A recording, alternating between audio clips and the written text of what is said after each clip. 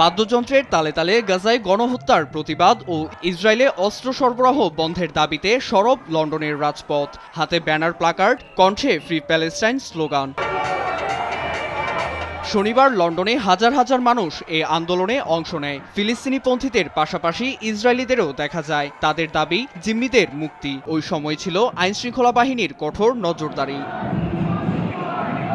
একই দিন উত্তাল ছিল ইসরায়েলের তেল আবিবও। হামাসের সঙ্গে বন্দি বিনিময় চুক্তি এগিয়ে নিয়ে অর্ধশতাধিক জিম্মি ফেরানোর দাবিতে প্রতিরক্ষা মন্ত্রণালয়ের সামনে অবস্থান নেন তারা। দেখা যায় সরকারের বিরোধীদেরও।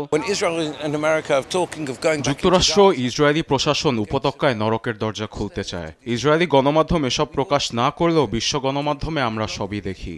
যুদ্ধের মাধ্যমে কখনো জিম্মিদের ঘরে ফেরানো সম্ভব নয়। প্রয়োজন শান্তি চুক্তি, যার মাধ্যমে আগে অনেক ফিরেছে। আমাদের ভাই বোনদের ফেরাতে যে কারোর সঙ্গে সমঝোতায় প্রস্তুত। বন্দি বিনিময়ের চুক্তি লঙ্ঘনের জন্য নেতানিয়াহু প্রশাসনকে দুষছেন বিক্ষুব্ধ জনতা, যা এখন সরকারের নিয়ন্ত্রণের বাইরে। আমরা জানি হামাস দ্বিতীয় ধাপে এগিয়ে নিতে প্রস্তুত। ট্রাম্প প্রশাসন ও সাধারণ মানুষ এ হানাহানির অবসান চায়।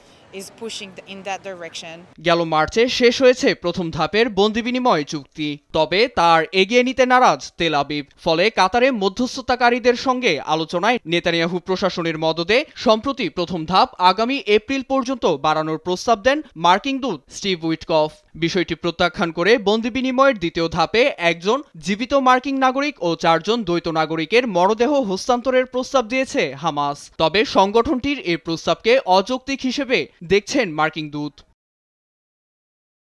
হামাস যদি ভাবে এখন সময় তাদের পক্ষে আছে, এটা ভাবা ভুল হবে। আলোচনা বা সিদ্ধান্তের সময় ফুরিয়ে আসলে আমরাও পদক্ষেপ নেব। এদিকে তেল আবিবে যে বিক্ষোভ হচ্ছে তাকে হামাসের উস্কানি হিসেবে দেখছেন নেতানিয়াহু। নীরব দাস, নিউজ ডেস্ক, দেশ টিভি।